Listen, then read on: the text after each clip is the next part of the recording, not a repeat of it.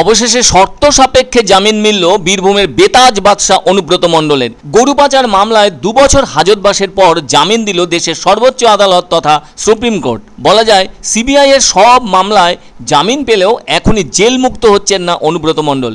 গরু পাচার মামলায় দিল্লির তিহর জেলে বন্দী ছিলেন অনুব্রত। ওই জামিন পাওয়ার পর তার পরিবার সহ দলীয় কর্মীদের ভেতর খুশির হাওয়া বইছে বোলপুর জুড়ে। এতে খুশি প্রকাশ করলেন অনুব্রত মণ্ডলের দাদা এবং বীরভূম জেলা তৃণমূলের সভাপতি কাজল শেখ। তবে এদিন জামিনের অন্যতম শর্ত হিসেবে বলা হয়েছে কোনো অবস্থাতেই তদন্তকে প্রভাবিত করতে পারবেন না অনুব্রত মণ্ডল, আবার কোনোভাবেই প্রভাবিত করতে পারবেন না প্রত্যক্ষদর্শীদেরও।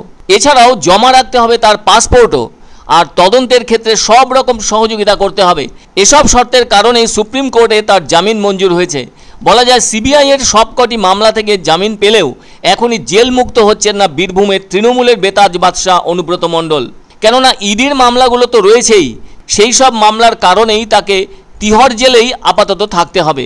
আগে জানা গিয়েছিল যে মঙ্গলবার সিবিআই এর দায়ের করা মামলার শুনানি আছে সুপ্রিম কোর্টে, আর এদিন অবশ্য জামিনের আবেদন করেন অনুব্রত মণ্ডলের আইনজীবী।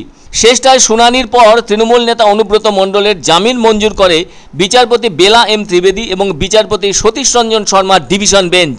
উল্লেখ্য 2022 সালে বীরভূমের নিজের বাড়ি থেকে সিবিআই এর হাতে গ্রেপ্তার হয়েছিলেন অনুব্রত মণ্ডল। ফলে সেদিন নিয়ে যাওয়া হয়েছিল বীরভূমের জেলা তৃণমূল সভাপতি অনুব্রত মণ্ডলকে আসানসোলের কেন্দ্রীয় সংশোধনাগারে। ওখানে বেশ কিছুদিন থাকার পর পরবর্তীতে নিয়ে যাওয়া হয় দিল্লির তিহর জেলে। অন্যদিকে একই মামলায় আর্থিক তছরূপের অভিযোগে 2022 সালের শেষের দিকে ইডি তাকে গ্রেফতার করেছিল। ফলে একই অপরাধে জোড়া মামলায় জেল খাটছিলেন তিনি। এদিকে সিবিআই মামলায় অনুব্রত জামিন আশা করে বারবার জামিনের ব্যাপারে সুপ্রিম কোর্টে আবেদন জানিয়ে আসছিলেন তার আইনজীবী, কিন্তু জামিনের সেই আবেদন বারবারই নাকচ হয়ে যায় সিবিআই এর বিরোধিতায়। এ ব্যাপারে যুক্তি হিসাবে কেন্দ্রীয় তদন্তকারী সংস্থা সুপ্রিম কোর্টকে জানায় ওই মামলায় তো মূল অভিযুক্ত অনুব্রত মণ্ডল, তিনি যদি জামিন পান তাহলে তো সাক্ষ্য প্রমাণ নষ্ট করতে পারেন। তবে সুপ্রিম কোর্ট শর্ত সাপেক্ষে জামিন দিল অনুব্রত মণ্ডলকে। এদিকে সিবিআই এর মামলায় জামিন হলেও ইডির মামলা তো রয়েছেই এখনও দিল্লি হাইকোর্টে। সেখানে যতদিন না জামিন পাচ্ছেন ততদিন পর্যন্ত তিহর জেল থেকে মুক্তি মিলবে না গুড় বাতাসা আর চরামের বক্তা কেষ্ট মণ্ডলের। না, পারবেন না। খারাপ লাগছে মানে আজকে বেলটা হয়েছে একটা, কারণ ইডি এর আগে হিয়ারিং এ বলেছিল যে আমরা তো ফার্স্ট অ্যারেস্ট করিনি, অ্যারেস্ট করেছে সিবিআই।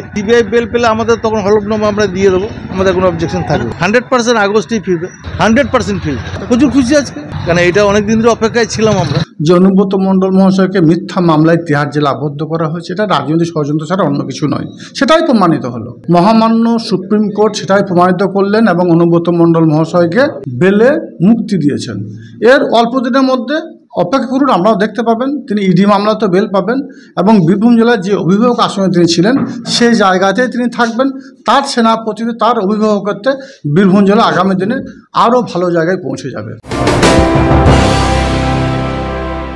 এখন জলপাইগুড়িতে বসেই পাবেন চিকিৎসা সংক্রান্ত সুপরামর্শ। অ্যাপেলো হসপিটাল চেন্নাই এর information centre panacea diagnostic, club road, Gandhi মোড়, নিয়ার পোস্ট অফিস, জলপাইগুড়ি। এখানে নিয়মিত বসছেন বিশেষজ্ঞ ডাক্তারবাবুরা। ফোন নাম্বার 0356120044, মোবাইল নাম্বার 8609034489 এবং 8509738409।